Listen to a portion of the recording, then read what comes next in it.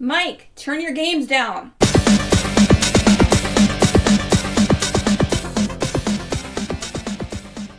Hi, welcome to Year in Gaming 2014 of Games My Mom Found. I am Mike Albertin, and who's, I don't know what the hell we were doing 10 years ago, with me tonight. Hey, it's Michael Colby, and I was 127 10 years ago. This is Kendall, and I was working at McDonald's 10 years ago. This is Kyle Colleen, new Kyle on the show, and I was lifeguarding and just changed to my current profession of swim coaching due to a video game released in this year, actually. Nice. That I need to hear more of later. I was 10 years ago working at Sam's Club for the third time, like an idiot. 10 years ago, 2014. I was either at Sam's Club or I was at Burger King for my 3 months. So fuck this job. Yeah. See, I can't remember which bad job I had in 2014. It's just there were so many around that time. It's hard to put which one to which. Huh. I didn't really. So I do these. This is the third one you're hearing this year. We went 30 years back, 20 years back, and now we're doing 10 years back. Weird where I got that idea from. But so what we do for these is we just kind of look at different games that came out in the year in question, in this case 2014. We're just going to kind of talk about them. Pretty much just games that you played, that you enjoyed, that either you played that year or just came out that year that mean a lot to you for one reason or another. So I'll start this off with a game that I played. Maybe I should have. Okay, we're going to go with one I did play for sure, because I was looking at the list. A Dragon Age Inquisition came out in 2014, which I did not realize that. I realized that was 2014. I played it years later on Xbox One, but I remember really liking that game. I can't believe that the third Dragon Age came out 10 years ago. And we just got a new one. That's insane. It really is kind of ridiculous. I remember playing the first one, and I was like, oh, this is new. This seems interesting. And then by Inquisition, I was tired of it.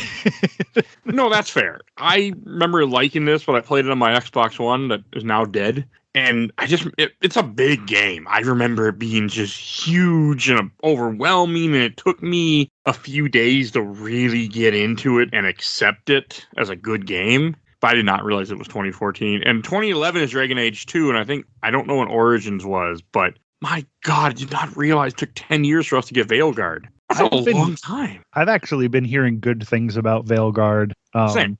All I've heard obviously the shit talking, but from the people who are actually playing it and actually like Dragon Age, they're like, yeah, this is the best one since 1. So okay, maybe I'll jump back in there, because I remember really loving the first one and really hating the second one, and then being completely indifferent to Inquisition, which I think is worse than hating it for me anyway. Because I would rather have a hard, have it give me emotions than to just be generic. So the only Dragon Age game I played, I think, might have been Inquisition, but I can't. I mean, don't hold me to that. No one can prove one way or the other. So for the purposes of this episode and my disgruntled goat avatar, we'll say that it was that one. I played it in 2015 for about 20 minutes.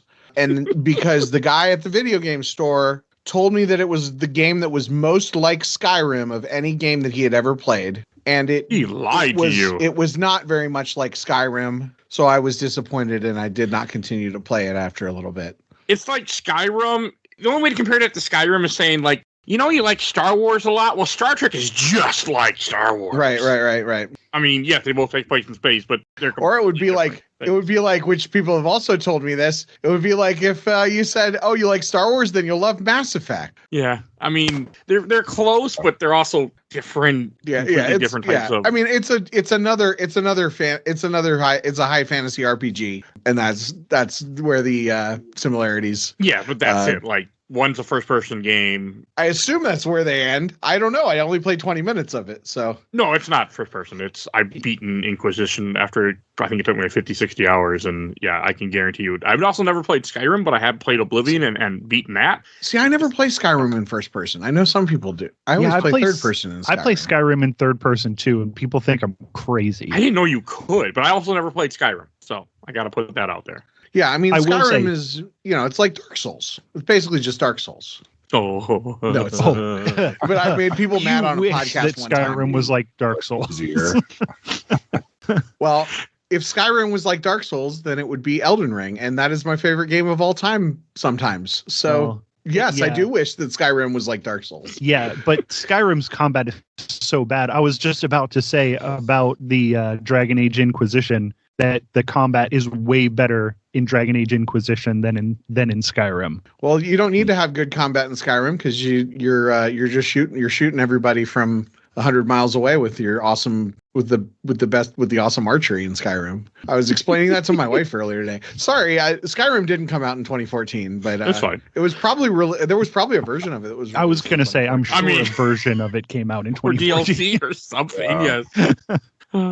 And Colby, what's the game you want to mention? Are we allowed to? Do we talk about the ones that we're gonna talk about for our top They'll come up threes? easily. Okay. They always come up. So there's a big one that came out that I'll talk about it if somebody else brings it up, but I wanted to make sure that some smaller games got a little bit of coverage on this episode. And the first one I wanted to talk about was Ollie Ollie. I don't know if anybody else ever played Ollie Ollie.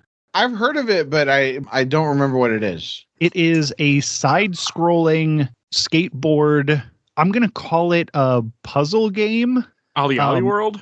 Ollie Ollie World is the third one. Oh. Ollie Ollie is the first one. It looks similar to it's pixelated. It's like a side-scrolling thing, and you have to link your tricks together to like build up a nice big score, and it's really difficult, especially in the later stages. But it's one of those games where as long as you're performing, it's one of the most like satisfying games that you'll ever play.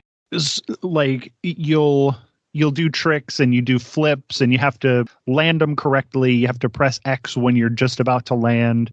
You grind and you like link your jump tricks to your grinds, to your neck grinds, and so on and so forth. It's like 2D's Tony Hawk, where you're linking tricks together. And I just think it's a really cool game. The other ones are, I think, technically better, but the first one is like, when something comes out and it's like, how did nobody ever do this exact thing before?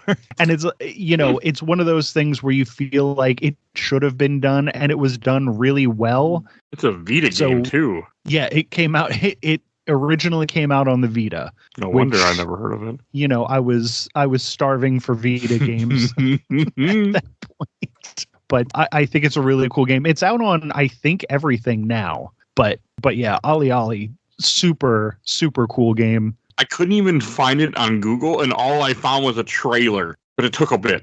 I typed in Ollie Ollie 2014, and I got some VMA awards or something with some guy named Ollie, and I'm like, this isn't what I want. Oh, wow. I put Kane in there, and I still got him. And I'm like, what are you doing? But yeah, I found it finally. It ended up being a bigger thing. Like Ollie Ollie World was, I remember people talking about it for at least a couple weeks when it came out, and that was good. But there's just something about the presentation of that first one. And then once they add manuals, just like in Tony Hawk, it's easier to put the tricks together, but it also adds an extra layer of like complexity to it that I was like, I know that this is better, but there's something about that first one that it felt perfect. And I think everyone should definitely check out Ollie Ollie. I think it's probably less than $5 at all times somewhere. Didn't even know this existed. I mean, sometimes little pixel games like that are just fun to have, just because you never know, you might just be in the mood for that. Like Vampire Survivors, which is not 2014, but yeah. All right, Kendall, what's a game you want to mention? Okay, so I think I have to bring this up because it's my whole identity. Every episode, most of the episodes that I've been on of Games My Mom Found have been Pokemon reviews, and I have a Pokemon podcast. And I don't want to get into the definitive, like, what is the best generation of Pokemon because blah, blah, blah, blah, blah. But I think that if your answer, what is the best generation of Pokemon, is Pokemon X and Y, like, that's one of the generations that is correct. It's I mean, I put 180 hours into my Pokemon Y version. It came out like at this. Did it really? Wait, it didn't come out in 2014 though. It came out in 2013. Didn't it come out in Japan? No, like America that year? Came out in October 2013, but it won a game award. It won an award. Oh yeah. Never mind. No, it doesn't count. All my experiences were in 2013. In 2014. Yeah. No, that's not a 2014 game. I wondered why I didn't think of it. So I'm going to say a different game instead. But Pokemon X and Y are good. But they're not a 2014 release by any definition. So probably the game that I think has had the most impact on like the video game industry or something like that came out in 2014 was Mario Kart 8 for Wii U. Oh, this is a game that my wife still plays online competitively. That they're still, I don't know if I don't know that they have any additional DLC announced, but like they have consistently pumped out new tracks and things over the years. The 2014 Wii U version was pretty, was a little, didn't have everything that the Switch version has, but it had a lot, and the game still plays great. And it was the closest thing to a justification to owning a Wii U when it was released, because I bought a Wii U in spring of 2014 and there were not a lot of games. But then when Mario Kart 8 was released, that was the killer app, the game for the system. Never played it really, except for like 10 minutes once.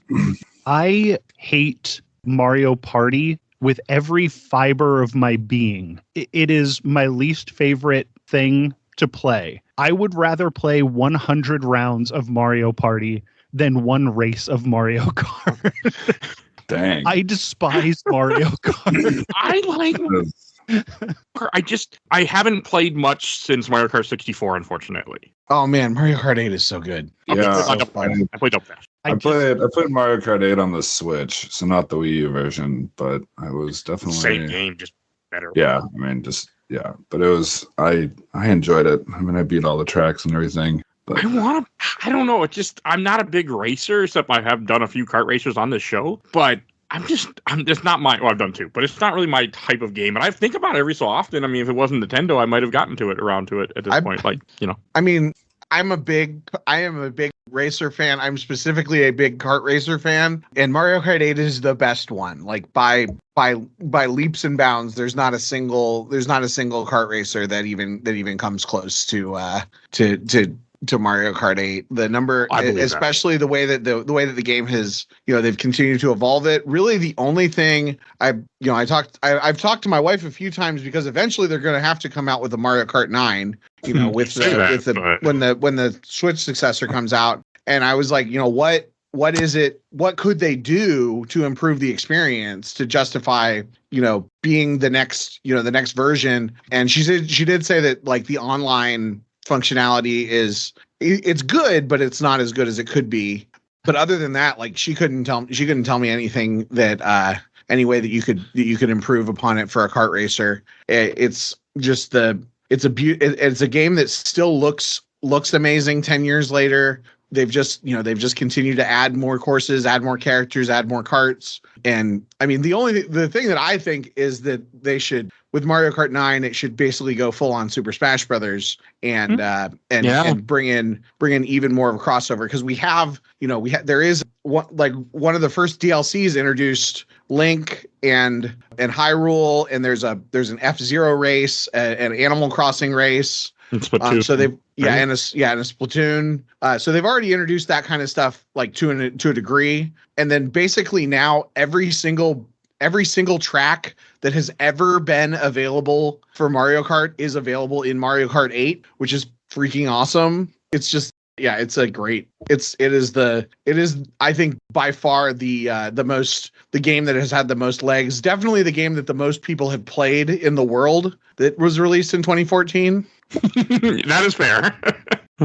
Not my top. I've never played it, but okay, I completely agree with that statement, because the game that is insane that you've never played. I mean, I feel like you've played the arcade version of it, haven't you? I have not, but I've looked at it. I feel like I've seen pictures of you and your son playing the arcade version. He played other games. He won't play. I tried to get him to. I'm like, let's play. He's like, no, and I'm like, come on, it'll be fun. Okay. He likes shooters. He'd rather shoot people than race a car. Yeah. So, but yeah, we have. I want someday. I should. I don't know why I've never played it. He had it. Like he had it for a Switch. It came with his Switch when his grandmother bought it for him. But I've never played Mario Kart 8. You should 10 minutes. You should play it because it's great. Like it's on Nintendo. Yeah, you don't have to play it. If you've played a Mario Kart, you've played all the Mario Karts. I'm just someday I'll get around to playing all the Switch and Wii U games that I'm missing. Hell, I'm playing a Wii U game. Depending on when you hear this, I have in December. I have one already on the schedule. But so it'll happen. All right.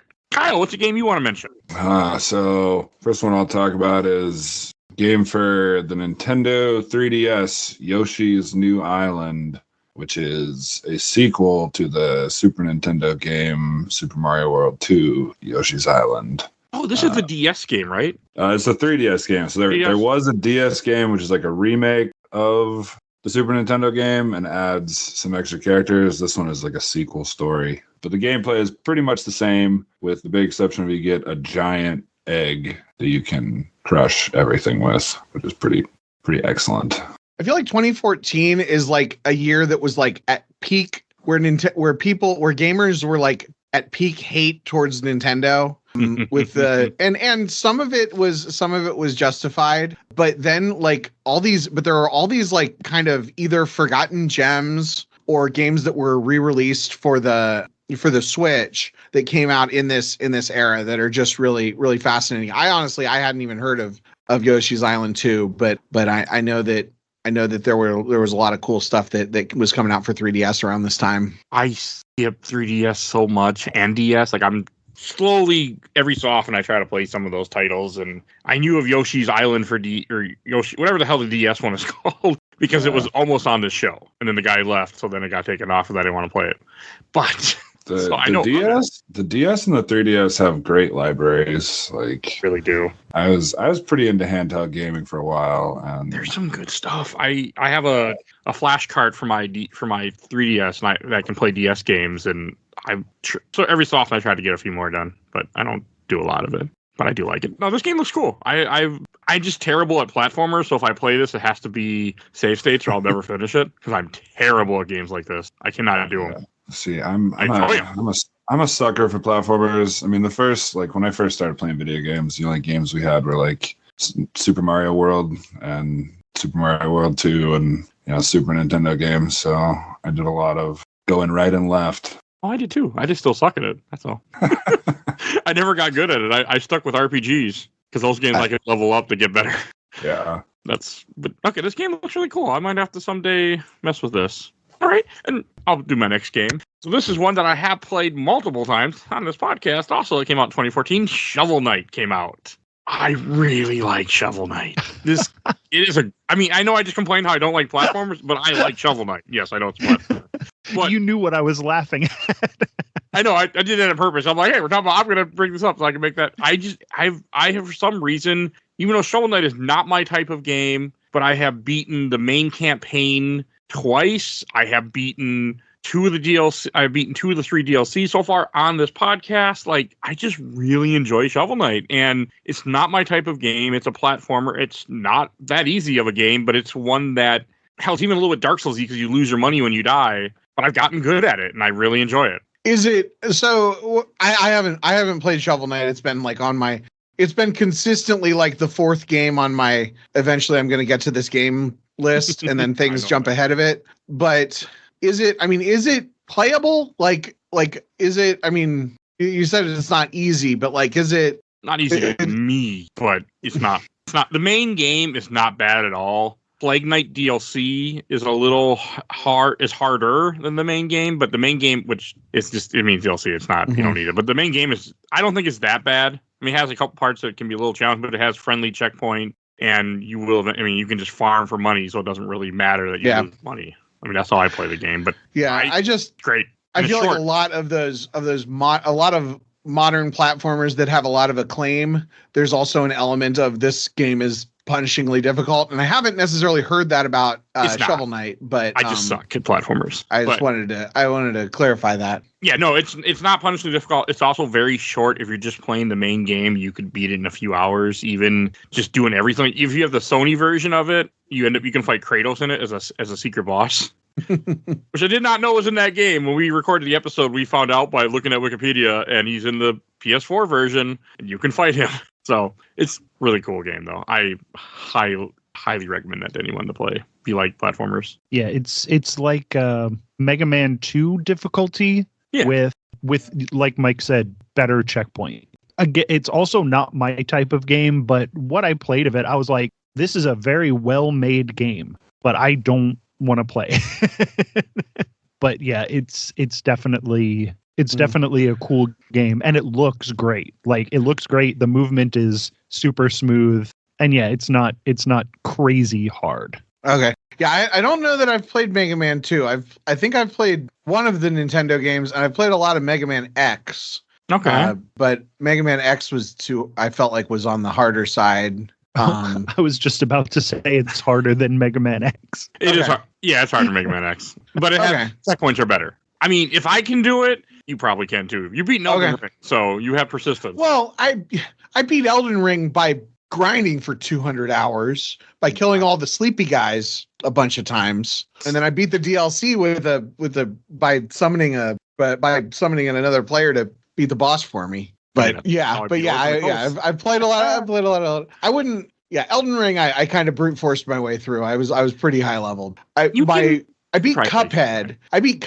You can play Shovel but Knight. It was the hardest thing I've ever done in my life, including I think it was probably harder than getting my degree. I think that's fair. Actually, I've seen Cuphead. That game looks terribly difficult. That game is punishing. Yeah, did Cuphead come out in 2014? Nope. No. Nope. Kyle, do you have anything to say about Shovel Knight? You ever played it? I have not. It's a game that's always been on my radar, but I just never. I don't know. I'm kind of like Kendall, or I know about it. I should play it, but I play other games instead. I get that. That's one that I always will push for people. I think Shovel Knight's a lot better than people realize. And Colby, what's another game you want to mention? All right. Well, okay. Alien Isolation. I think the only horror movie franchise that has no bad movies in it is the Alien franchise. It's one of I think a perfect movie franchise that has a lot of really, really bad video games. There is one good Alien video game, and it came out in 2014, and it is Alien Isolation. That game really, I think, captures the spirit of what Alien is, because it goes back to the best Alien movie, which is Alien, instead of focusing in on the action like they got to a little bit more than my liking, in Aliens and Alien 3. But yeah, I think Alien Isolation, up until Alan Wake 2 came out, I think was the best survival horror game I ever played. I think Alien Isolation is brilliant. I think it's a great use of the IP, and I think it is a genuinely tense and terrifying game. I think it's one of the best games that came out maybe on that generation of hardware. All right. I mean, the game is terrifying. I have actually beat it, and I remember the day I beat it, I jumped up from my couch, shook my hand in the air, and said, "Fuck you!" and was so excited. And it wasn't because I was having a great time. I mean, I was, but this game pushed me, and I was not happy about it. It's a really good game, though. I've thought about putting it on the show, but then I have to replay it, and I don't feel like going through this. It's a very tense game. It's nerve-wracking. It's unsettling, and when you hear, "You're not supposed to be here," you get very upset very quickly. So, Mike, you could have, because you have all these different, side show one-off who's and what's it's. You could cover not Shovel Knight. I'm looking at Shovel Knight on Steam, which is not on sale. I know it's not on sale, so I'm not going to buy it. So sorry, it's $15. It usually is on sale. It goes on sale for less than $15, right? No, them. No, it doesn't. Okay. I think Well, it goes out like 20 sometimes, but just keep it on your wish list, and eventually, who knows? anyway, or eventually I'll have $15 that I want to spend. We're recording this Black Friday weekend, so there's some pretty heavy video game sales. I was hoping to get some. Anyway, Alien Isolation. What you should have a version of the show where you pick a game that you've already played, and then you force your guests or co-hosts to play the game, and then you don't have to play it, and then they do.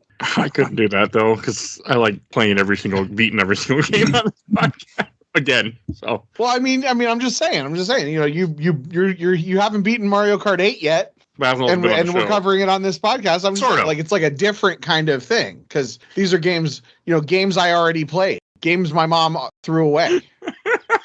I like that idea. Another podcast, games my mom threw away. There won't be any games my mom found in 2014, I can tell you that much. These were none of the games that she bought me. I don't know. Isolation, I actually bought in a Walmart discount bin for Xbox One. It was one of the few games I actually beat on my Xbox One before it decided to die. Actually, I think I beat this the year right before the podcast came out, like 6 years ago. Oh, wow. Because the podcast was already, like, we had already kind of started to set it up, but we hadn't actually started it, and I was playing different games that I owned, and this was one of them that I played. For Spooktober, I played it in October when I was trying to do a Spooktober for myself too, and just play nothing but horror games. Yeah, I do think it's funny how everything you said about it, the way you said it was like, oh, this is all bad stuff about the game. I would say exactly the same thing about it, except I would do it with glee in my voice. The game is great. It is a very tough game to play. It's very unsettling. It's tense, and it's very unsettling. It's tense. You're being hunted. I mean, the AI knows where you are at all times. It just depends if the AI decides to go after you or not. Hell yeah, that rules. I mean, that's really yes, you can help it, make sure it comes to you by being stupid, but it technically knows where you are at all times in the coding. Like, it knows where you're hiding. It just doesn't go after you unless you're being dumb, or if it just decides to. I mean, there were times where I was hiding, it would just come get me. But not often, because I was on easy. But no, great game. I forgot. I didn't realize that was 2014 also. Yeah, it rocks. Good year for games. Yeah. And Kendall. Okay, let's stay on brand.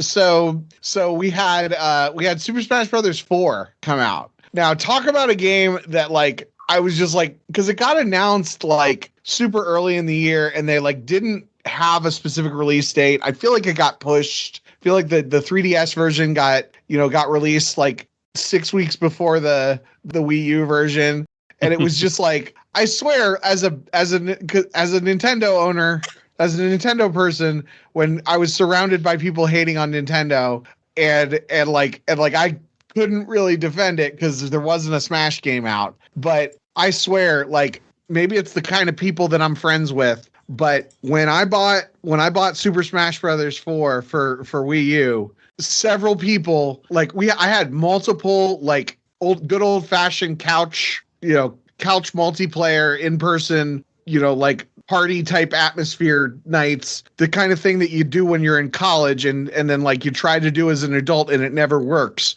But somehow it magically worked. These people who, I swear, I invited them to do social events every week for years. Like I said, 2014 was the year I worked at McDonald's. I had weird hours, and all of my friends were growing up getting like traditional 9-to-5 jobs. So nobody ever wanted to hang out with me. But I bought Smash Brothers, and I was the only one of my friends that had a Wii U. And a bunch of people showed up with GameCube controllers at my house.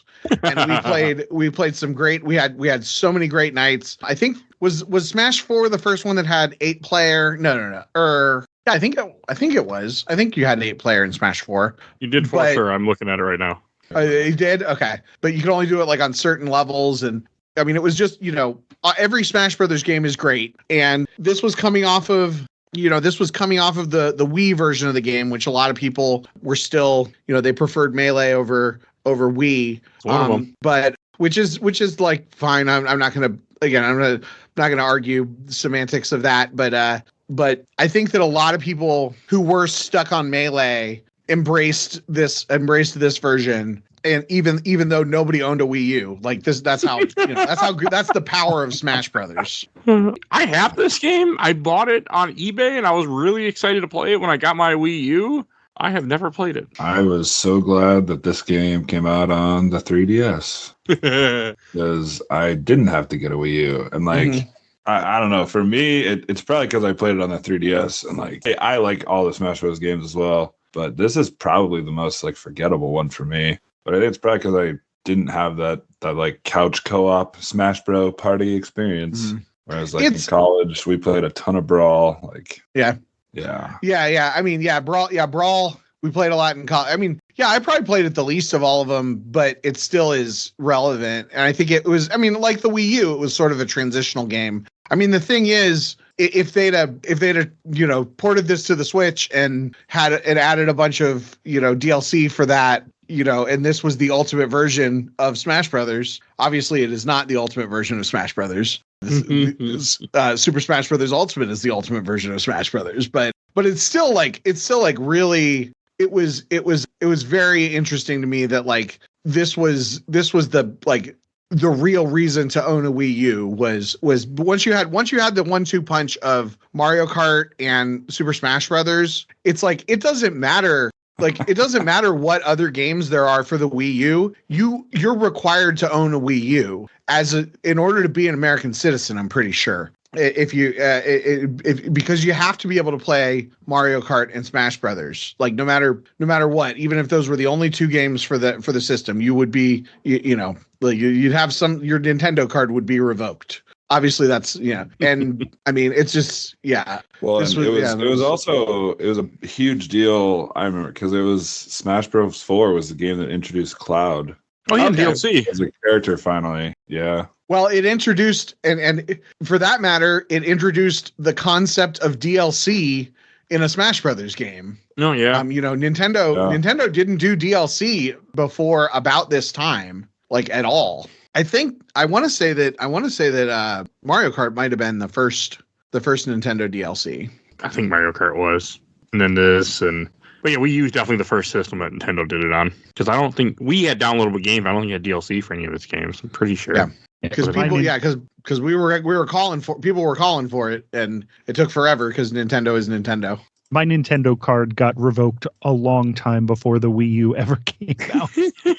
But the last Smash Brothers I played was the one on Wii, and I was not having fun, and I put the controller down, and I still won that game, and I was like, this is not a video game. And I never played Smash Brothers again.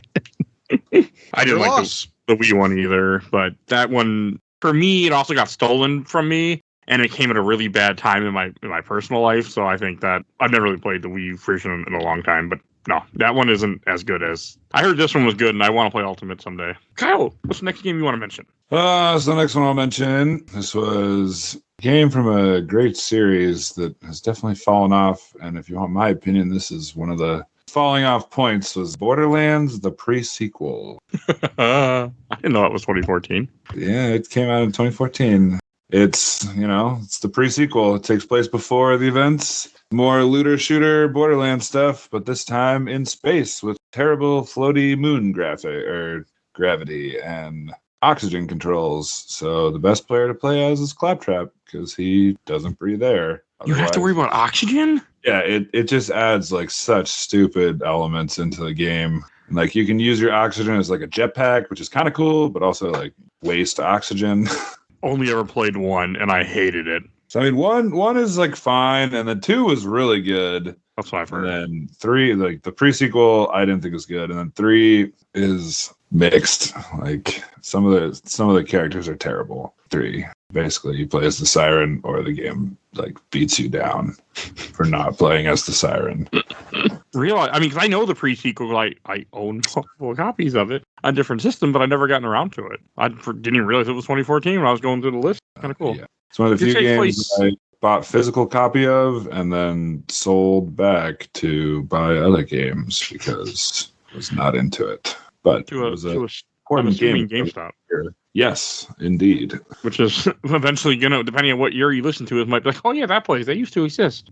So I guess I just saw something in the news that they're closing a bunch of stores. So bummer. That makes sense. Surprised. The Tales from the Borderlands game came out in 2014 as well, which I thought was like the high point for the series. I really like that Tales from the Borderlands game, because the thing I liked about, I don't want to say I didn't like the first couple games, but that art style gave me such a headache to play. I couldn't play those games because the cell shading and the way it moved just like bummed me out. Like my brain could not handle the way that game looks, even though I think it looks really cool. And I think Telltale did a really good job of capturing the humor and the way that game looks without having to like watch it move quite as fast as it does when you're playing the actual games. And I think that Tales from the Borderlands game is really very cool.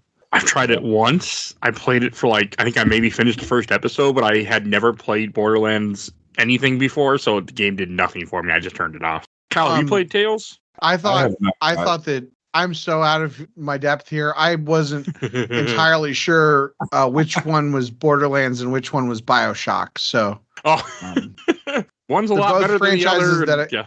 They're both franchises that I haven't played that start with B. I would recommend BioShock 1, 2 any day over Borderlands 1. Yes, me too. And Infinite agree. And BioShock Infinite is the best BioShock game. You're right, Mike. If you want to hear me go on for 3 hours with Bill Tucker about that, there's an episode for you.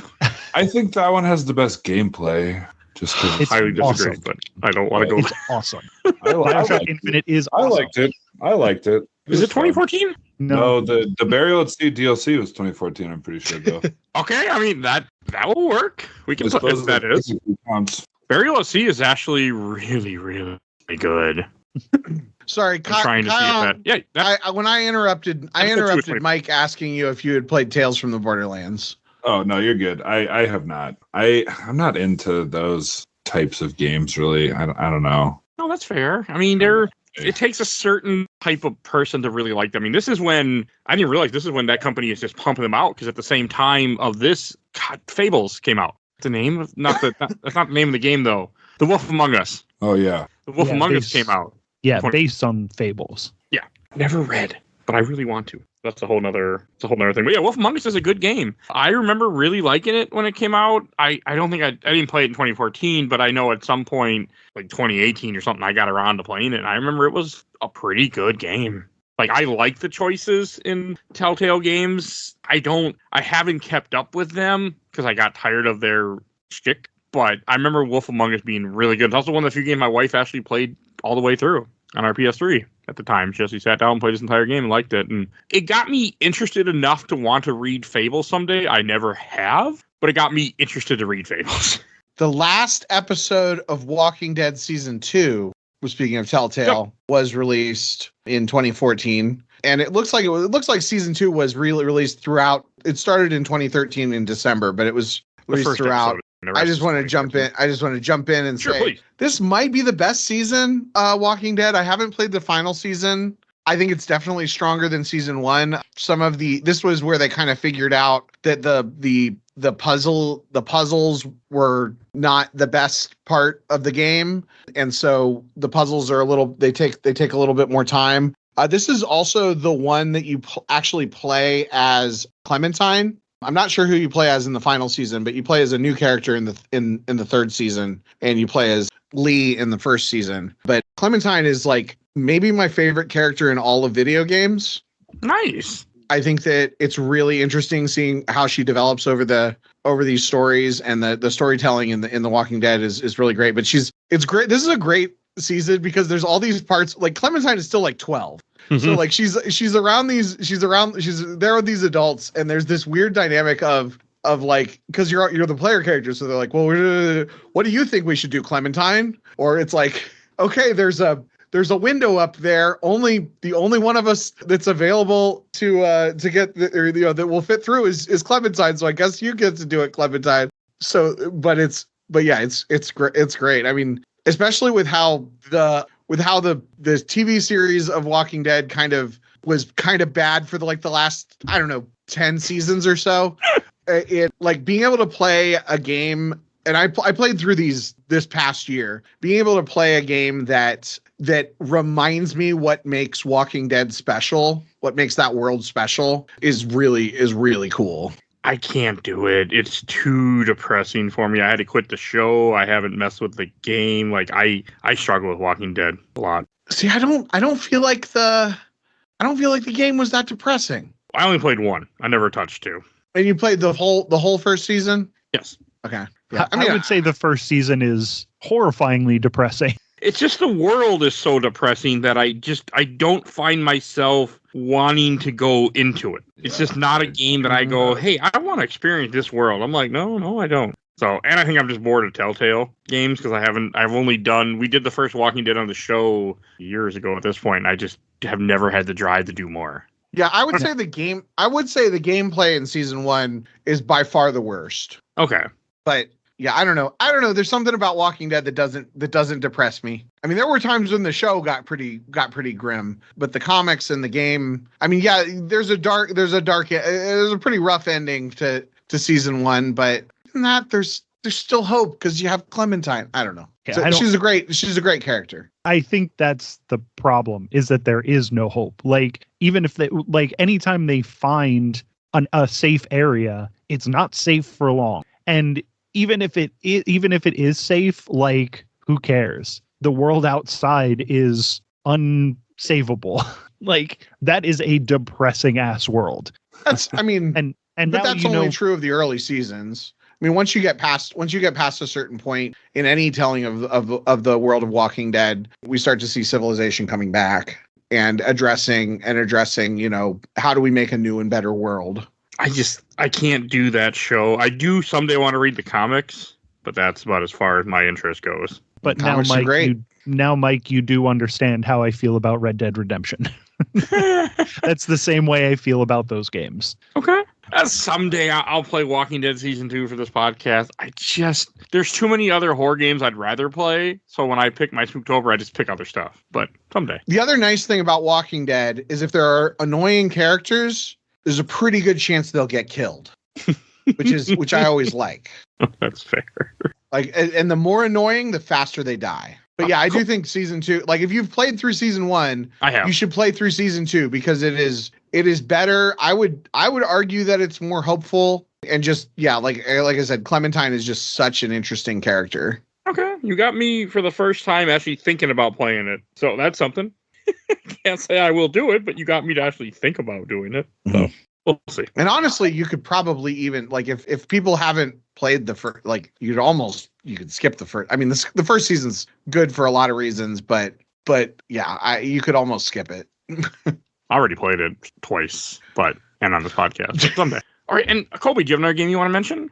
Can I give a quick shout out to a game that we covered not that long ago, just a couple months ago? Infamous Second Son came out this year. I don't think it was that many. I think it was longer than a couple months ago. Was it? Okay, so look, 300 episodes back. It was about 6 months ago, and you'll see our Second Son episode and all of our really December good review 10, of that game. 2023, when we released that. Are you kidding me? That was a year ago. Yes. That's why I'm organizing the DLC. Wow. Okay. Yeah. I really like Second Son, but I don't want to. I mean, unless anybody else has opinions on it, I didn't want to go into it because, again, we have a whole episode on it. Yeah, me and you both. Yeah, dude, I love it. I actually was going to mention it, so I'm glad that you did. Yeah, Kyle, have you played it? I played it. It was definitely a fun game. It's a memorable one. I'm into all those like cool movement style games. I really like that kind of stuff. Being able to get around worlds efficiently. That's always a big selling point for me. I remember Infamous being really good. I kind of forgot about it a bit, but I did not realize it was also 2014 because I'd only played it in 2023. It took me 9 years. Yeah, Second Son got to it a lot quicker than the first Infamous series did with getting around the world. They realized their mistakes. I replayed the first Infamous, and it takes forever until you get like your grinding ability and your like flying abilities. And until then, that game is a little bit of a slog because you're just running around and it's not super fun, unfortunately, because Infamous is a great game. But after you play Infamous 2, it is hard to go back to. Yes, it is. It's one of those games that you have to if you're going to start a series, you start at 1, and you need to have no knowledge of like what's later because you'll enjoy it. Yes. When we did Infamous 1 on this podcast, one of my co-hosts at the time, he had played 2 and Second Son. And he hated Infamous 1 because it didn't have all the stuff he was used to. Yeah, again, I loved Infamous when it came out. And then after I played 2, I tried to go back and I couldn't get through it because it's just too long. But Second Son, I think, does it very well. The pacing of that game is really good. The character kind of sucks, but whatever. It was 2014. He's a very 2014 character. But yeah, getting around that world is super fun. I think Sucker Punch makes great games. Sucker Punch? Is that who makes them? Yes, it's Sucker Punch. Yeah. Or is it there's one that I always get Sucker Punch mixed up with. No, they made Sly Cooper Infamous. Okay. And now they're on the Gold series. Okay. Yep, that's who I'm thinking of. So yeah, quick shout out to Infamous Second Son. Great game. Okay. Kendall, do you have another game you want to mention? Sure. So I'm going to go do another technicality here. The Last of Us Remastered was released for PlayStation 4 in July of 2014. So I wouldn't have brought this up except for this is the version of The Last of Us that I played. Still came out. Yeah. So like if I had played the PS3 version, I wouldn't have brought it up. But I mean, The Last of Us is probably the best story in any video game that at least that I've played and possibly ever. It's the reason that I feel like nobody should ever tell that commentary of, oh, as the protagonist, you kill a lot of people. And that means that the protagonist is actually bad, because The Last of Us told that story better than any other one ever has before or ever will. And the character of Joel and the character of Ellie are two other characters that are, I think, some of the strongest, best developed characters of any video game ever. I don't know about the original version of it, but I've heard criticism of the actual gameplay of Last of Us from time to time with the way that the stealth works and things. But honestly, that wasn't my experience at all, and maybe that's because I played the remastered version. But PS3 was fine too. But I love stealth. My favorite kind of stealth is where you go into a situation and you pick off a few guys and then you screw up and then you have to fight whoever's left. And so I hate instant fail stealth, and there's very little of that in this game, but there's a lot of those situations where you get to pick off 2 or 3 of them, but then you still got another dozen guys to fight. And that I like a lot. And people, I don't want to spoil the ending if people haven't played it, because it's because it's a spoilable ending, but you don't get to your character makes a choice that sometimes gets criticized at the end. And I criticize it as well. The reason, so I get it. My thing is the game convinced me that was the right choice. The game spent 18 hours convincing me that was the right choice, and for a lot of reasons. But I saw it coming a mile away. I mean, I feel like you see it coming a mile away. You do, yes. But the game, basically the story was told so well, because a lot of times I get mad about those kinds of things. I got mad at the end of Spider-Man that it didn't let me wear the costume I wanted to wear. But I was just I can't see myself making any other choice in this situation because of how well the story has been told up to this point. No, that's fair. It's a tremendous game. And I also I also played it in the middle of the pandemic over the course of 2 days. And when I was unemployed, mostly from the hours of 10 p.m. and 5 to 6 a.m. And yeah, it was this perfect experience, to the point where I have not touched the sequel. I have no desire to watch the TV show, and I have no desire to replay it, because it was a perfect gaming experience that I don't want to touch. Speaking of missing out, you're missing out if you don't play the sequel. It is by far and away, I enjoyed that more than the first one. Gameplay wise, story wise, and what happens at the beginning is deserved. Unfortunately, I know what happens, because It's been spoiled to me many times, but I won't spoil it here. But so Last of Us is actually the first game that got me back into gaming after about a year, 2 years hiatus. So I played the PS3 version, but same game. I'm going to talk about it anyway. I didn't realize this game came out a year after. So I didn't have a PS4 yet, but like it's a good game, but it's not a game that I have any interest in putting on the show. I mean, eventually I'm sure it will happen at some point because it should be on the catalog, but again, it fits that it's a really depressing game that I have a hard time wanting to go back and replay it. So probably when I do it, I don't even think it was that depressing. I don't understand why people say it's depressing. The beginning is incredibly depressing. Like it's just that world for me. Like I don't know. I don't remember what it was. I just know that I know I didn't have a problem with the stealth, but I don't remember what it is. But I just have little to no interest in replaying it. But someday I'm going to, I'm sure. Yeah, I think just like the Walking Dead world, the people can do whatever they do to make civilizations, but outside of those civilizations, there's always going to be danger. And so in The Walking Dead, it's one thing. In The Last of Us, it's Joel's fault. There's always going to be danger outside. I would argue that it's not Joel's fault. Absolutely is Joel's fault. I would argue that that the Fireflies didn't know what the fuck they were talking about.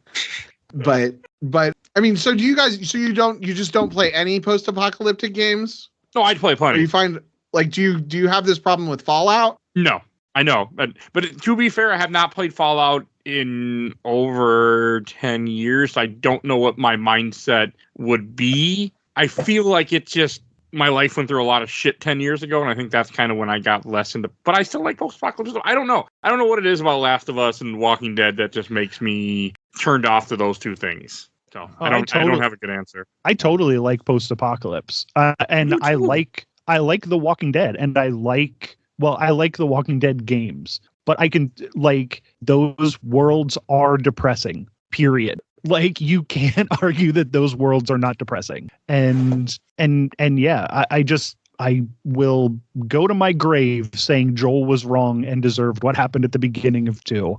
He could have saved that entire world, and he didn't for one person. And that sucks. Needs of the many outweigh the needs of the few. Hard to disagree. They didn't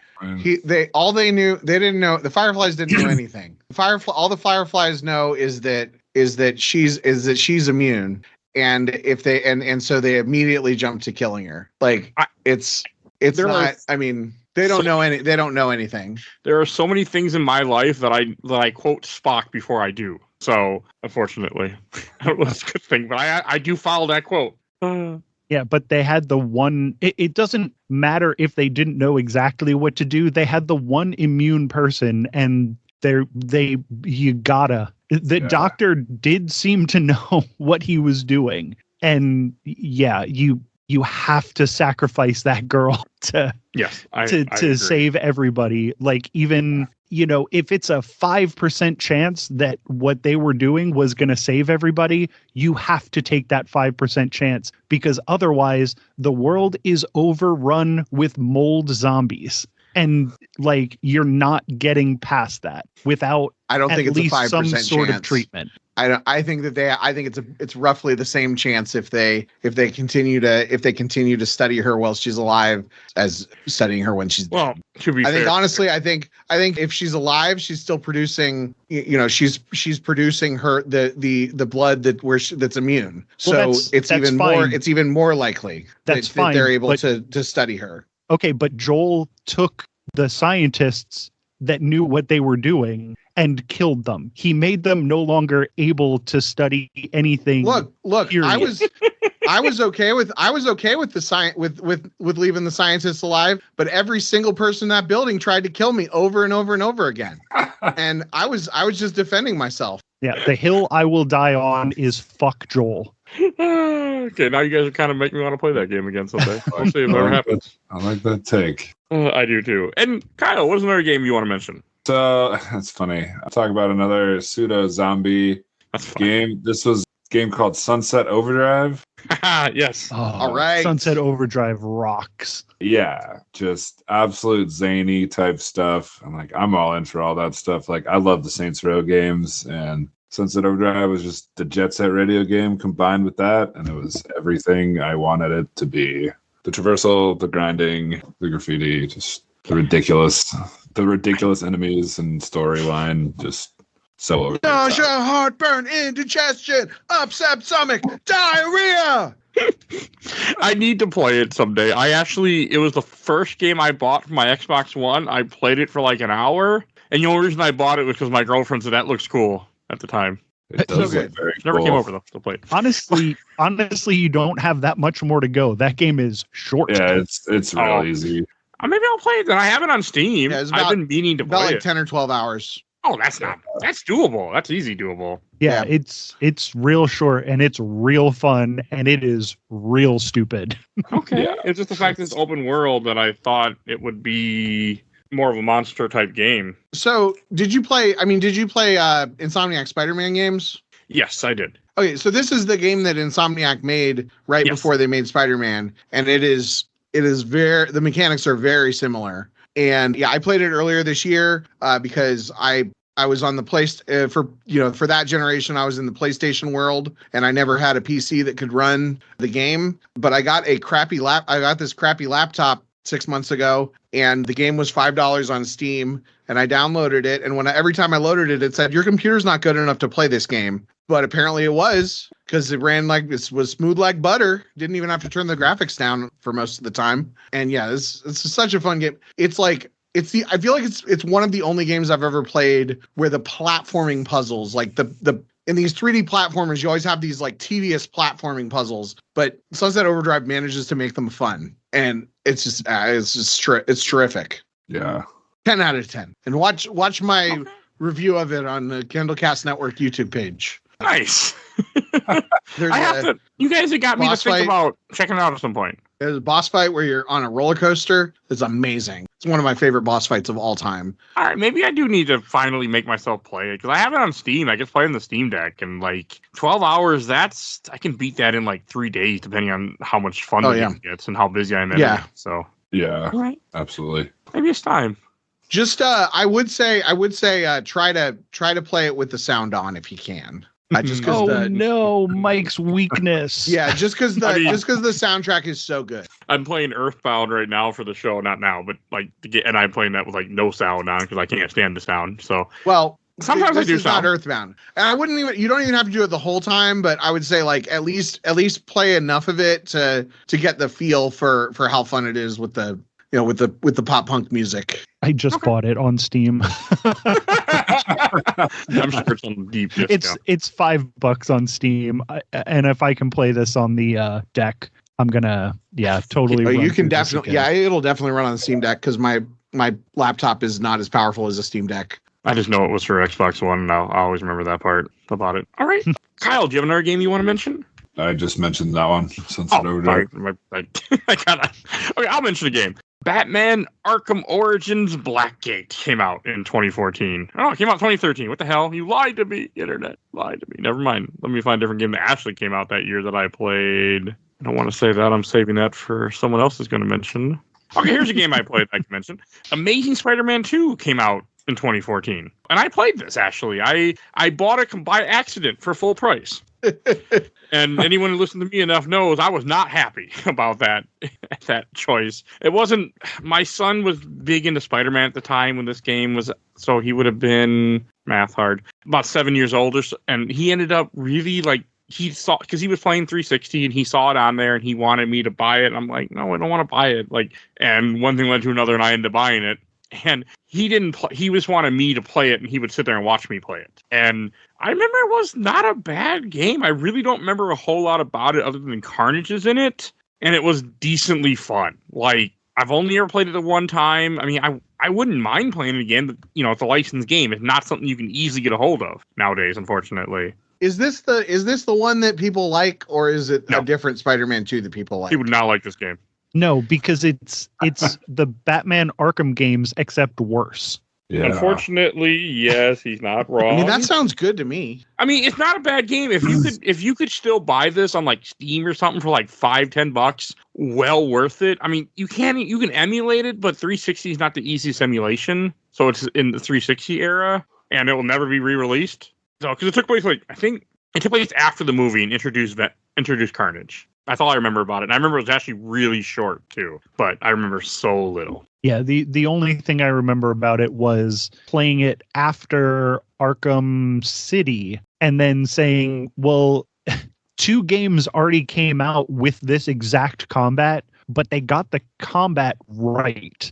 And the Spider-Man game did not get the combat right. And it was miserable to play. Because when you're used to that combat being good, and then they come out with one where the combat is good, but not as good, it makes it almost impossible because like the timing is off a little bit from it. And, you know, if I wouldn't have played those Arkham games, I would have been like, cool, I'm not as big of a Spider-Man fan as I am a Batman fan, but these games are fine. But since there are 2 good Batman games that came out before it, it makes it tough to play.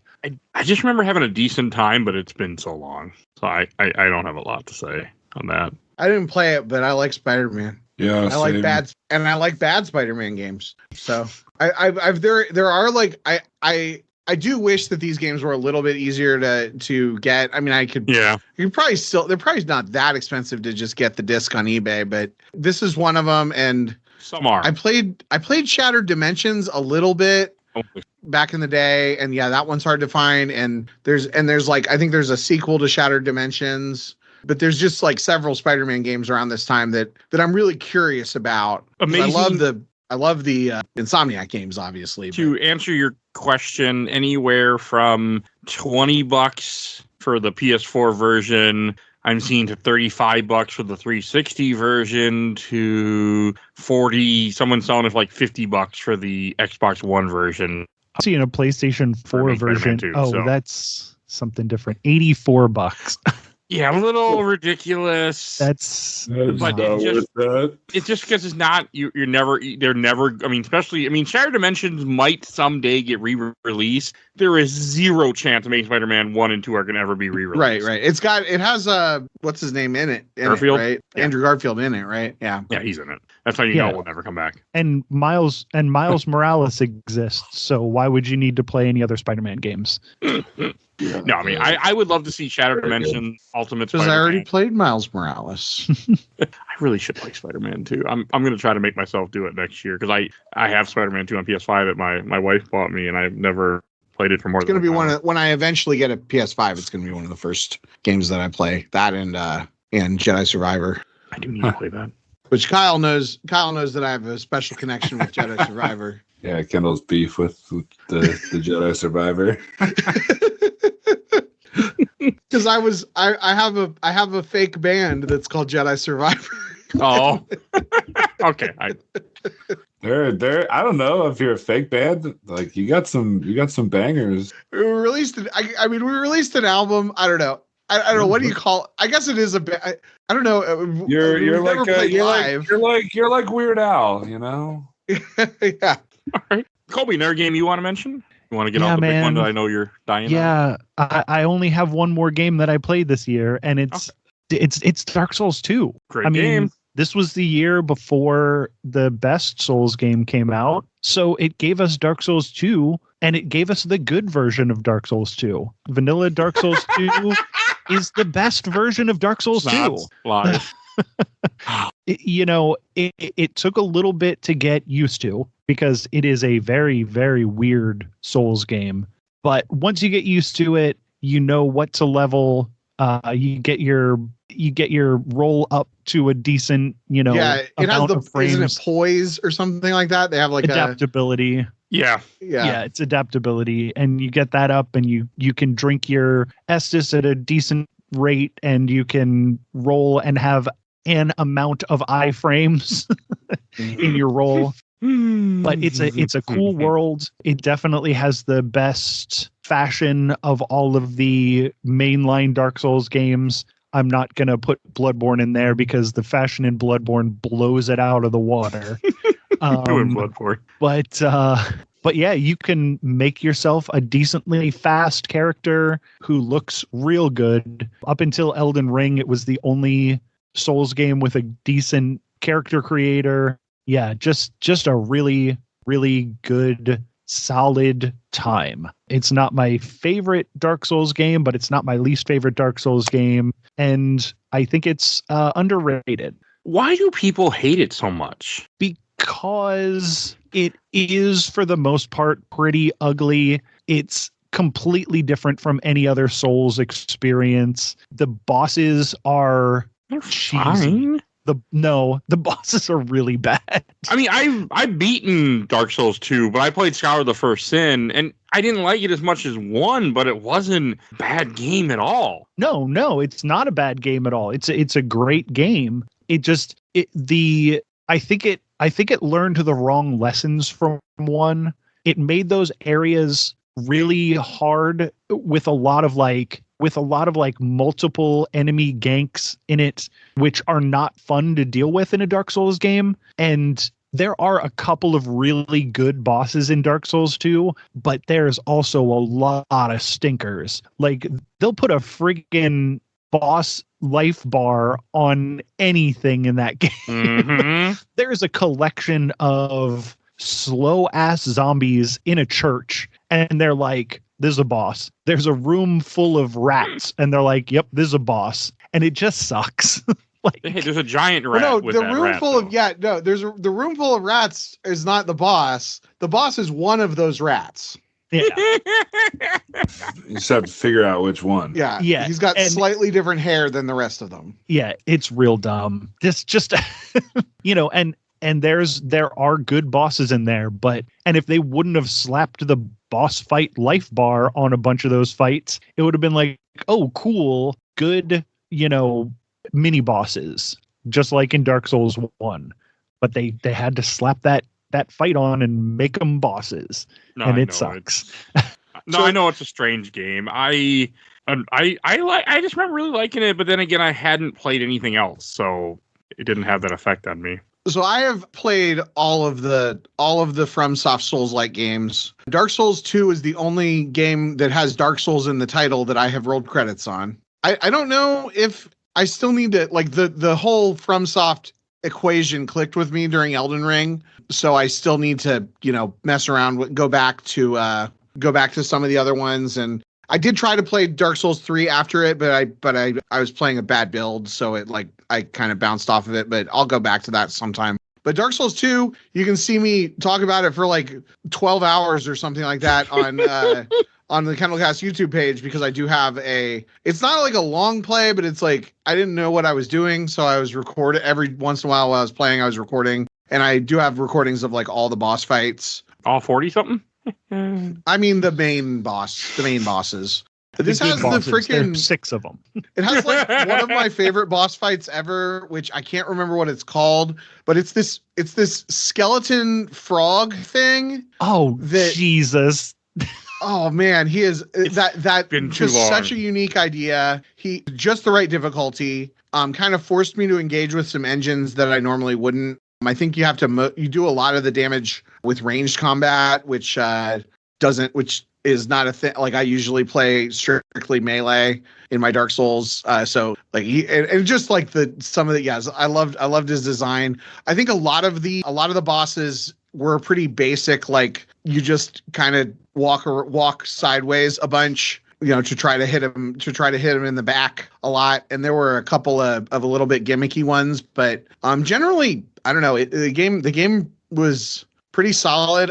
I really liked, this is a mechanic that they never brought back, that I don't know if it is controversial, but after you kill everybody like 12 times, they stop respawning. 10 times. I think it is. And I love that, because I'm the guy that dies. Think about I could almost guarantee you that everybody on this call, if you think about like when you go through a part of a game and the number of times you die, double that. That's how many times I die, because I am legitimately bad at games. Like, there are no ifs, ands, or buts about it. I may not be as bad at video games as I used to, but literally when I go to howlongtobeat.com, I have to double the number. If it says 30 hours, I'm like, okay, I'm gonna beat it in 60 hours. If it says 60 hours, 100 hours, like pretty much without with the exception of like some JRPGs where it's, where you're just where it's where you just have to learn the systems. But if it's twitchy stuff, yeah, I have to double. I want to play. Always. I'm watching this review of Dark Souls 2, and it's making me want to play this game again. I'm remembering certain things, and I'm like, I did actually really like this game. Also, two other things about it. The version that I have had the Scholar of First Sin in it, and that's one problem. I did not realize that I was in the DLC at one point when I was like a third of the way through the game, and I kept dying a lot. I kept dying to a secret boss. You don't have an optional boss, not really secret. He starts with a P. You hit him with a crossbow, Colby. You can to defeat his health. He's really early in the game, but I can't remember his name. He's a big guy with a sword. You just explained 60% of the bosses in Dark Souls. I just know he starts with a P, and there's a crossbow in the arena, and it's like the second boss you can fight. Oh, the Pursuer. Yes, and I just could not get that crossbow to work. That is the biggest wall boss. But you can skip him. If I remember right, he's completely optional. You can come back to him later. You can go a different path. I mean, I guess. I don't know. I've always fought the Pursuer, but the first time I played that game, it was... Yeah, I've only been through it, I think, 3 times. It's definitely the Souls game that I played the least. So I don't know an alternate route around Pursuer, but... Yeah, that's a hard fight. If you're not ready for that guy, he will kick your ass, and you can get to him even earlier than that because he does follow you around that world, and he comes in before it's even his boss fight time. Mm-hmm. I just remember I died to him over 10 times. That's how I found out the enemies don't respawn, and I kept dying and killing them. And that was when I just said, fuck it, and I went a different direction, and then I beat him later. But he was just... Yeah, and the internet remember made it look so easy. They just parried him. That's what I'm saying. That's what I'm saying. You said that you died to him 10 times, and then you went the other way. I've said this many times. If I only die 10 times to a boss, then I'm disappointed. I feel like I feel like he was too easy. I mean, I'm throwing a number out of my ass, to be honest with you, but I just remember getting angry. 10 is low for the Pursuer. That's a tough fight. I mean, it's been a long time. I had to look him up. I remember who he is, and he was one that I just had to. I think I had to grind some levels. Yeah, he's a bitch. But I don't remember him being one of the his fight wasn't one that sticks out at me as particularly difficult. So I have a couple games that I want to mention quick, or one that I want to just mention quick because I don't have a whole lot to say. And I'm assuming none of us have played it. Have any of you guys ever played Transistor? No, isn't that a walking simulator? No, it's made by Supergiant Games. It's a action game, just top-down action. Then it's not even the game I thought it was. Was this the one after Bastion? Yes. Yes, I didn't beat it, but I did play it. It's fun. I remember I really liked Bastion. I didn't play it. I didn't have an Xbox One. I actually played it for this podcast a long time ago because one of my co-hosts wanted to do it, and it's a fun game with a talking sword, and I don't remember a whole lot about it. I think it was a little turn-based, but it was cool. So it came out in 2014. So it was in between Bastion and Hades. Yeah, it was there. No, there's another game. Yeah, there's another one in between. And there's another one. Well, yeah, but it's somewhere in there. Yeah, they did some game like a sports game after they did Transistor, then they did that Hades. Game is cool as hell. I can't remember the name of it, but it actually rocks. The story is great. But I can't think of it. And Kyle, any games to mention? Yeah, outside of my big one. You can mention your big one. I got one other little one. One pretty cool game that came out was Child of Light. Was 2014. Yes. Oh, was that 2014? Yeah, that's 2014. Yeah, it was 2014. It was pretty early 2014, April for first, second quarter. That's a fun little game. I remember I beat it in one sitting because it was so captivating, and the story is simple but fun and good platforming, good role playing, good once you get the ability to fly, it's really fun because you just zip around the whole world. Didn't realize this was 10 years old until I was looking up stuff for this episode. I've never played this, but I feel like I should. We were talking about it. Yes. We talked about it. I think we talked you into it. You did. It still hasn't happened yet, but I think about it. It's quick. It's you can play through it real fast. That's the secret to my heart there with a video game. Especially when I'm trying to knock out 2 games a week for coming up here to get DLC done. So, hey, I appreciate stuff like that. That is crazy. Yeah, I agree. I'm doing it, but I agree. Child Lake just looks awesome. I'll have to get around to this someday. Yeah, it's definitely worth checking out. Okay. And what was your big game that you wanted to mention? So I mean, the big game that came out in 2014 that like is more or less the reason that I do what I do for a living now was Destiny came out. That's 2014? That was 2014. Yep. Oh. According to Google. And that game like changed how I played video games. Like I got a microphone. I started playing with random ass strangers from around the world. And I was just all in on Destiny. And I worked at a job that I hated. And I got word that the high school from my hometown needed an assistant coach for the winter swim season. I was like, okay, I can move back home. I can make like $3,000, no expenses, 2 hours of work every day. Like I could play Destiny for 20 hours a day. This is gonna be great. And I kid you not. Like, so we had swim practice from 5:30 to 7:30 in the morning. What I would do is I would play Destiny all night until like 5, go to work, go home, then sleep while all my friends were at work, and then wake up and play video games again.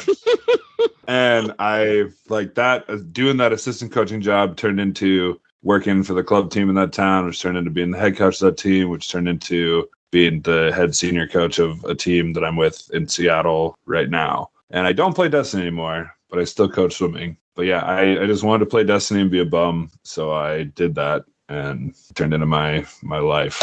All right. I have never played Destiny because I don't play online games, but I've always been curious about it. It's impossible to like jump into, but when I was in it, I was all in. It's the MMO chase, the carrot was just no, I get that. It hooked me, man. I was all in.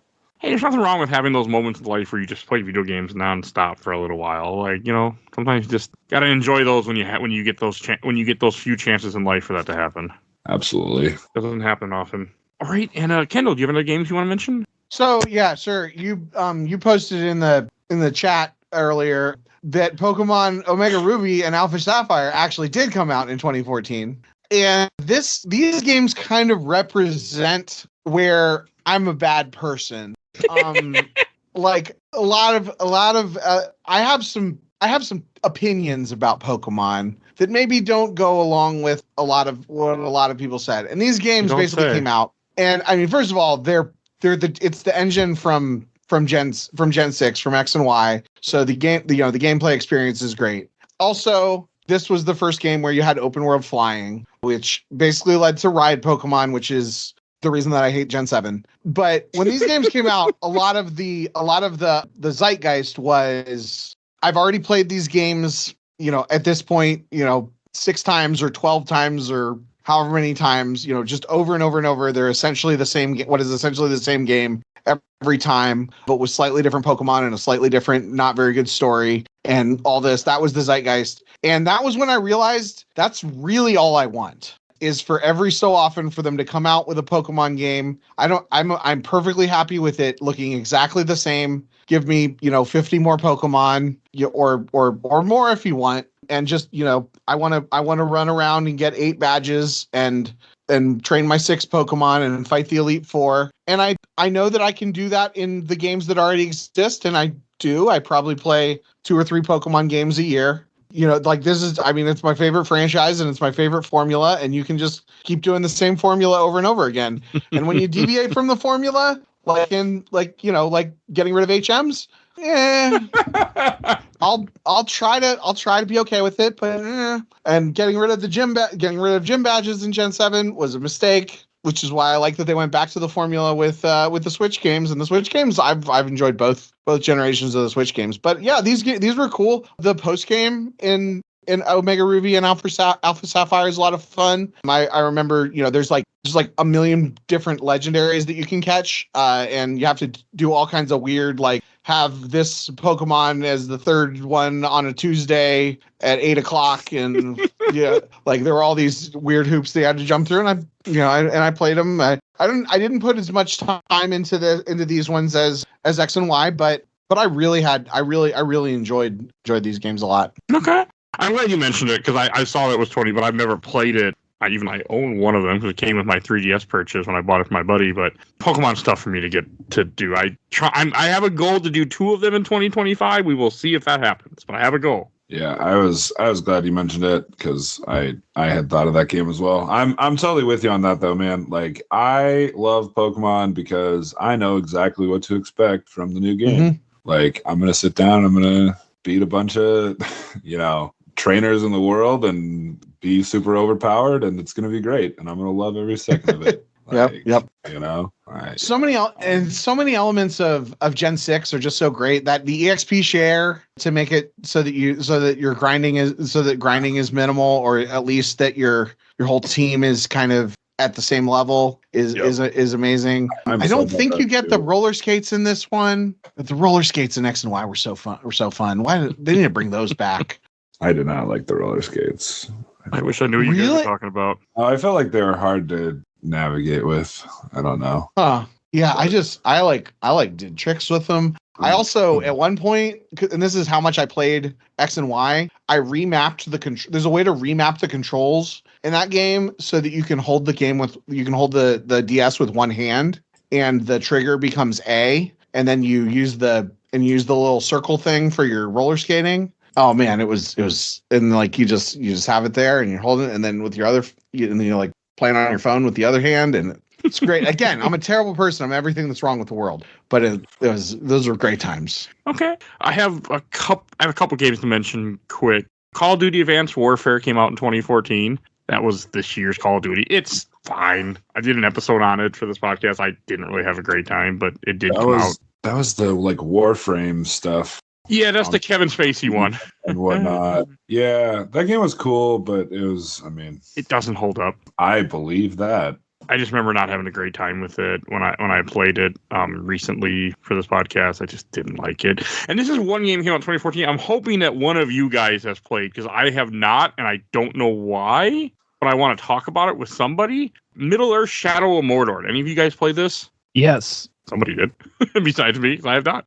How is it? It also came out in 2014. Shadow of Mordor is great. They came out with a sequel that was not quite as good, but that first one is really great. It has a mechanic in it called the Nemesis. I don't remember the Nemesis system, which like really adds something to the game. It's one of those little details that seems like it shouldn't be that big of a deal, but it really is, because it really puts weight on your deaths, because whatever killed you like rises up in the ranks because they killed you. It gives them extra power. It gives them, a little bit more backstory. And then it was sort of at the height of Assassin's Creed. I think maybe not the height, but like when Assassin's Creed was still like really in the way that people made games. And I think they did a really good job. The stealth is really good in it.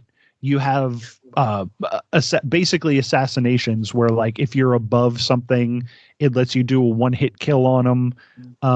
You can observe the different orcs, which it like exposes weaknesses. So like if they're afraid of bees, you can wait until they're near a beehive and knock the beehive down, and that puts them into like a panic. If they're afraid of fire, you can, just basic stuff like that. And nothing is like super deep, but it's all deep enough that it makes that game much more interesting. And the combat is really smooth and good. The game looks good. And you don't need to really know anything about Lord of the Rings to understand what's going on in the game. But if you do know what's going on in Lord of the Rings, then it's like every once in a while they throw something, then it's like, hey, I know what that is. They'll elbow you in the ribs. Like, oh, here's a Lord of the Rings thing, I really want to play this. I mean, I've been interested in this game for over 10 years. I bought it multiple times. I don't know why I've never played it, to be honest with you, other than I think it's big. Yeah, I'm looking at the Nemesis system, like just the description of it. This looks awesome. Uh-huh. Yeah. Wow. It's great. It rules. Yeah. I really like Lord of the Rings a lot. I don't know why I've never, besides it being an open world game and it probably being a big game, I've just been nervous to start it, but I have it on Steam. That It's not that long of a game, right? Yeah. I think it's like 15 hours. That's nothing. It's not bad. So I'd heard 30 hours, but I never played it. This is a game that I've heard. I mean, I think the general consensus now is that it's real good. I've heard. I remember hearing some mixed things over the years on it, but I've never. It's another one that's been like just outside my radar. Yeah. How long to beat says 15 and a half hours. So 30 hours. 30 me, hours. less. 30 hours if you do 100% completion, which We both know. Your I name wouldn't is go. Kendall. Yeah. unnecessary. Okay, so yeah, I would probably beat this in over like 20 hours because I would do a decent amount of stuff depending on how much I get into. All right, maybe this will come out on the show next year. We'll see. It's really cool. Like I really liked Shadows of Mordor, and which was weird because then when Shadows of War came out, and I think it was because, you know, I mentioned Miles Morales earlier. I think that's the best Spider-Man game because it doesn't have the bloat of the first and second like mainline Spider-Man games.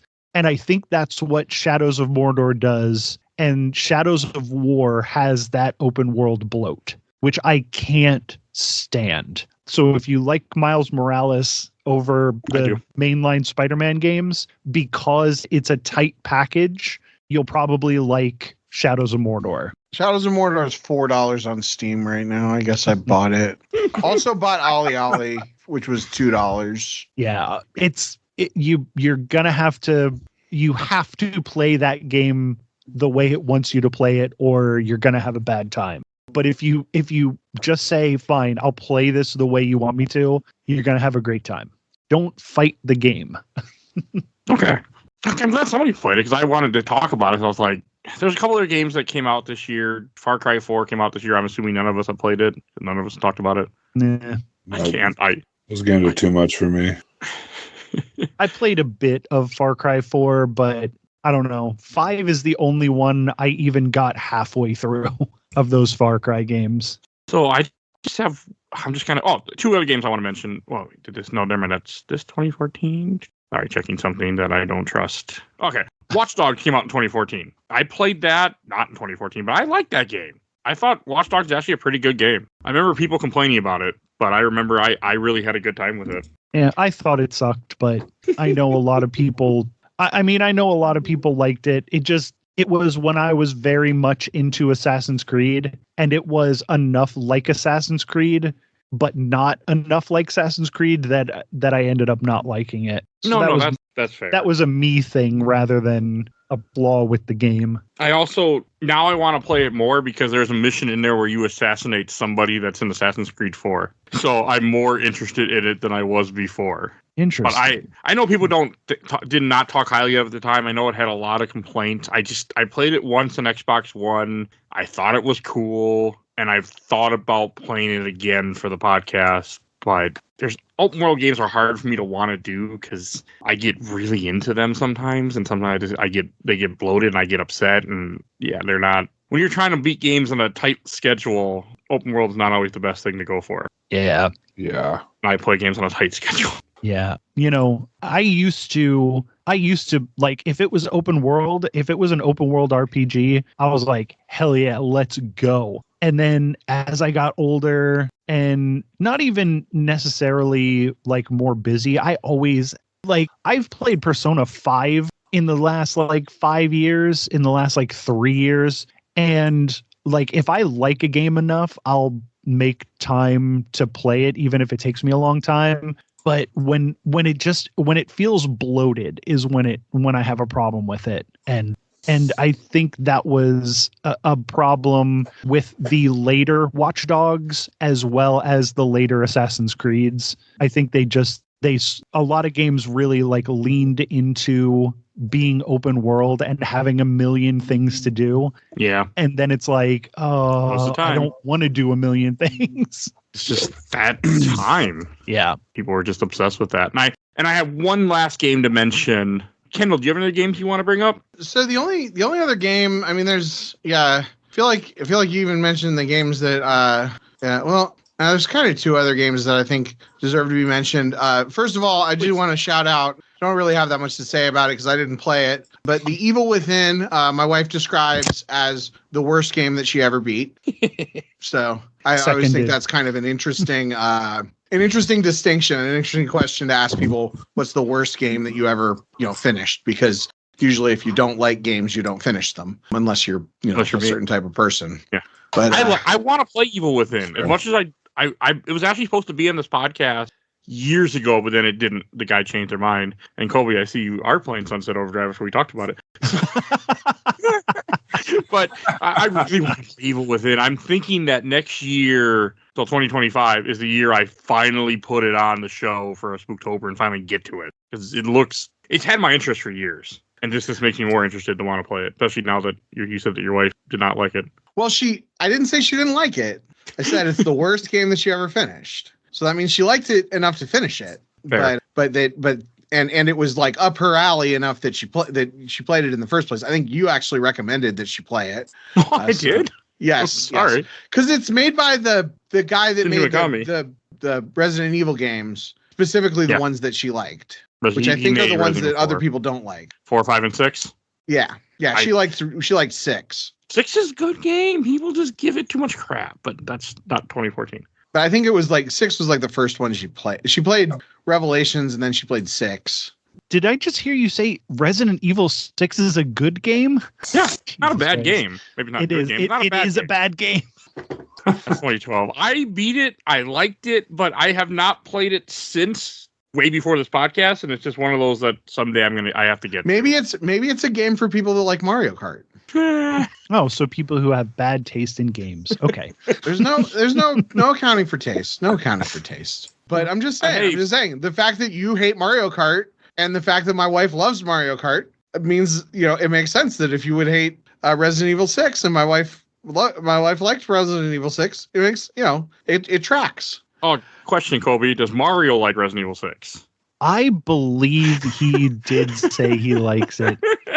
And I don't agree with Mario on anything. No. And not just games. Nothing. So he probably likes Mario Kart too.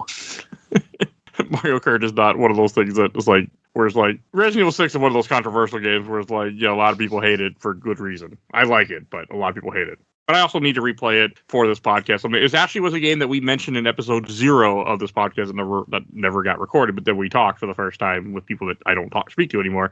And we talked about Resident Evil 6, which I wish I would have recorded that. So I just wanted to shout that out. But the one other game that I actually played that I actually really want to go back to, but it's been I don't think it was ever released for, it says it was released for PS4. Maybe I wanted to play it on Switch. I don't know. But Wolfenstein: The New Order. I played it a little bit for Wii U and I bounced off of it, but I keep wanting to come back to it. Wolfenstein was the first, the Wolfenstein 3D was the first person shooter I ever played when I was 4 years old. And maybe I was 6 years old. I don't know. It was one of the first video games that I ever played. I think my mom let me play it one time and then she realized it was violent and didn't let me play it anymore. And a couple times throughout my childhood, it popped up and then somebody discovered that it was violent and wasn't allowed to play. So I always had this thing, this contrarianism or root for the underdogism or whatever, where people would always credit Doom as being the first person shooter. And I knew that, and even as a 10-year-old, I knew that Wolfenstein was older than Doom. Yeah. And there's probably stuff from earlier than Wolfenstein too, but I just have an affection for the property, and the game was solidly good. I'm not really that much of a first person shooter guy. And I had in 2014, I had a very strict policy that I did not like any games where the protagonist spoke. Again, this was 2014. My policy has since changed, but I was very particular about, for a few years there, I was very particular about it was very easily for the immersion in games to be broken for me. So if the protagonist spoke, especially if the protagonist spoke with a Southern accent, it was out. And unfortunately that happened in Wolfenstein: The New Order. So I had to bounce off, but I've been meaning to go back to it. I played this game this year, actually, maybe 3 months ago. And I think the story is really cool. I think the game is a lot of fun until it isn't. And then the last couple of missions are just so awful because the enemies just like they don't really get harder. They just have more health. Oh, And it just gets so frustrating. that's fair. I hate bullet sponge enemies. It's my least favorite like way to pad a game. Same. Just I think it's less of a thing now than it used to be, but yeah. Is that the first one or the second one? It should be the first one. The first one of that set. There's I one really before liked this. the first one. I think the second one was a lot bullet spongier, and also the level design was really, really bad on that one. I thought I was bad at it because I was getting lost a lot, and then I talked to people who were like, yeah, you get lost in that game because it's poorly designed. So, but I thought that first one was really good. It was fun. Just the last couple of levels just really turned me off. And like, of course, that's, what your final impression of a game ends up being is how the finish is. So, and that's negative. You're like, well, I didn't like this as much as I could have. Okay.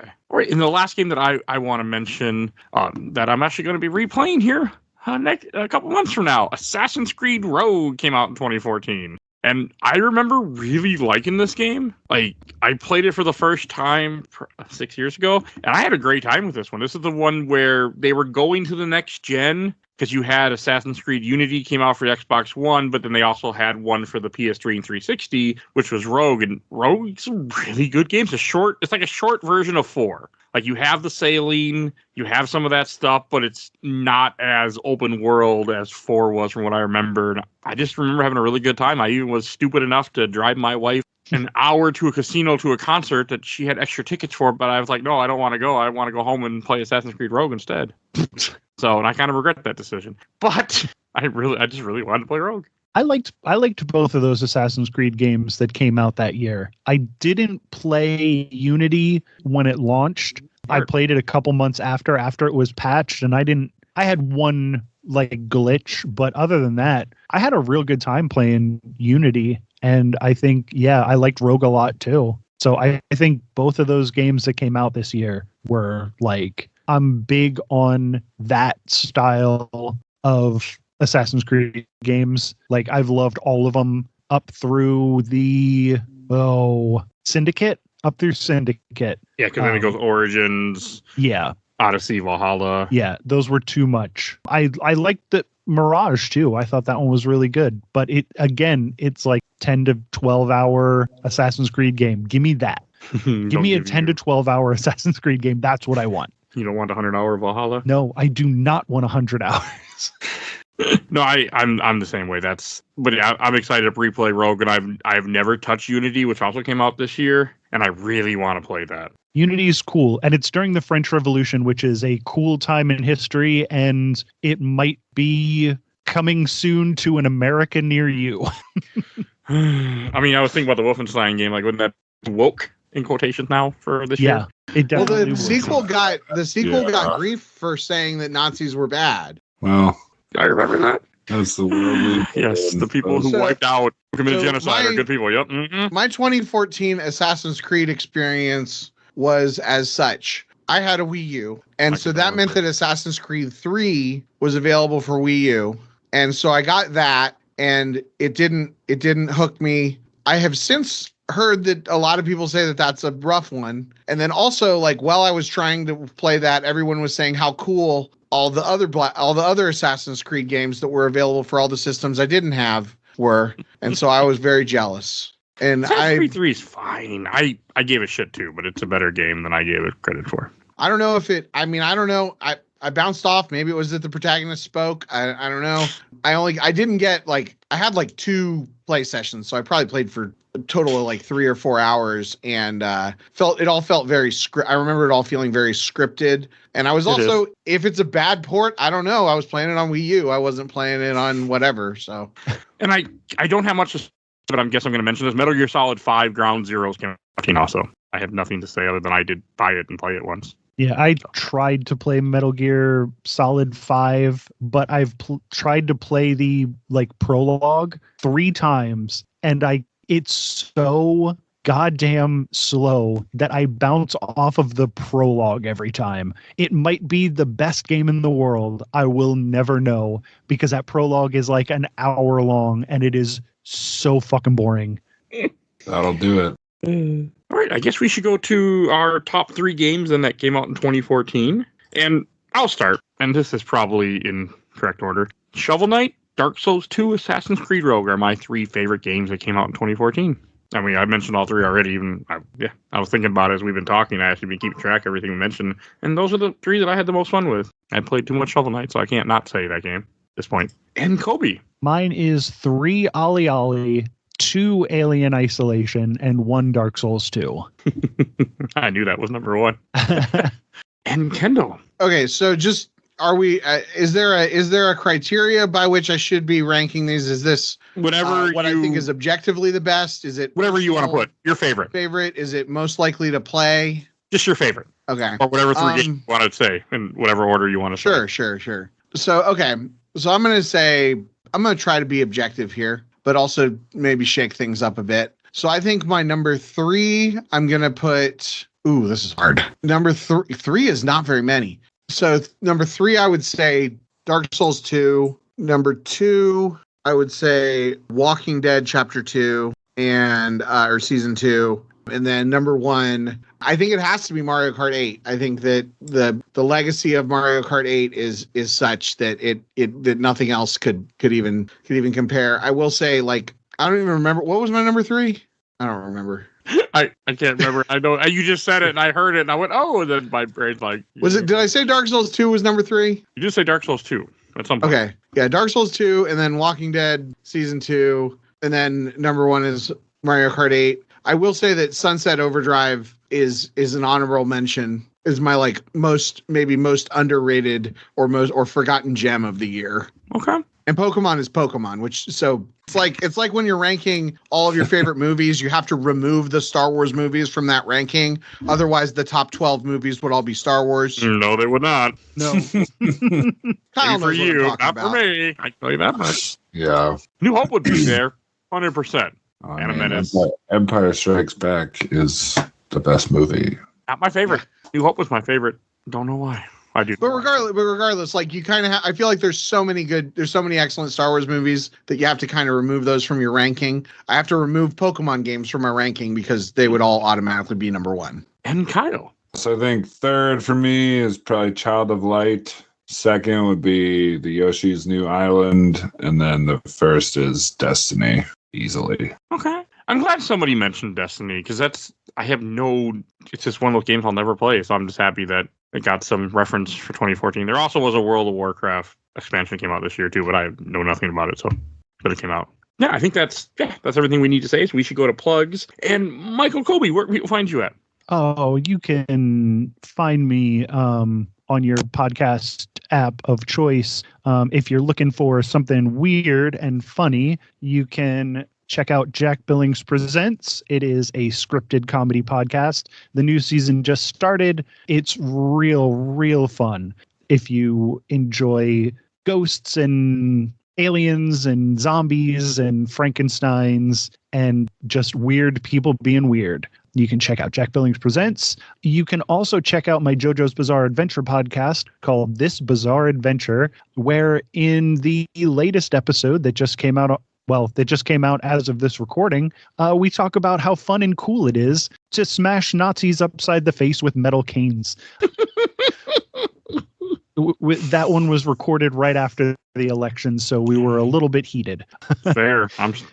But you can check out This Bizarre Adventure. It's ostensibly a JoJo's Bizarre Adventure podcast, but mostly just 2 unhinged leftists talking to each other.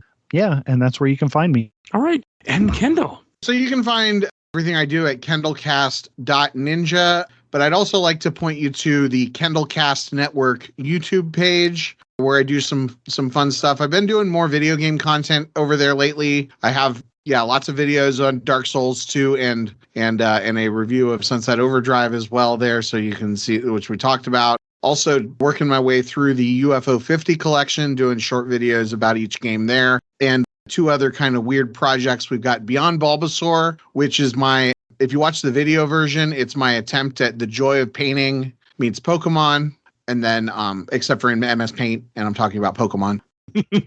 and then I'm really the video that I'm probably most proud of any work that I've done in my entire life. I watched the Star Wars Holiday Special set to Dark Side of the Moon, and I have a video essay about that you can find called The Dark Side of Life Day on the Kendall Cast Network YouTube page. Okay. And Kyle, because I forgot to ask you before we started talking, do you have anything to plug? You can find me on Discord in the games my mom found. I'm Wolfman566, and I appear randomly on an episode of Kendall's podcast from several years ago. Yeah, one of the Bad Deck Breakdowns. Yeah. I'm not on those. I'm on some of his Pokemon stuff and some other video game stuff that I've done with him over the years. The Pokemon March Madness episode was fun. God, I forgot about that. That was like 7 or 8 months ago. That was like in March. I have no memory of this world. I'm constantly that Gandalf meme. I have no memory of this place. I post that meme all the time. It's my life lately when it comes to like the content I produce. I have no memory. All right, and if you enjoyed this episode, over 700 other episodes of this podcast, you can find everything we do on Podbean. We do movies, video games, comics, TV shows, episodes like this. So to find the rest of the year in gaming, there will be links in the show notes of this episode. Also links to all these gentlemen's stuff to take a look at. If you want to support the show, we do a Patreon for a little dollar. You vote in our Patreon poll. We have 1 to 2 polls a month, so definitely go check that out. Great way to support the show and affect the show. If you want to be on the show and you want to suggest things that I will someday get to and chat with us, we have a Discord. Please join our Discord. Always have new people join us and chat with us. So you will see a link in every episode. So please do that. It makes me smile every time I see a new face pop in there. Even if you just lurk, I'm just happy for a new face. So please join. And we're going to start with my awesome intro and outro courtesy of Elena at Hell Has Fury. Follow her on TikTok and Instagram. So go check her out. She made our music. And check out A Gamer Looks at 40. He's still talking about Final Fantasy, but he's on a break right now, but he'll be back in January, so not too long after when you hear this. And please follow us on Facebook, Instagram, Threads, Blue Sky, TikTok. Sometimes I post squirrel videos, not much. And YouTube, audio only, but rate and also rate videos wherever you get your podcast. I think that's everything I need to say, so we will see you guys all next time. Bye, everybody. Bye.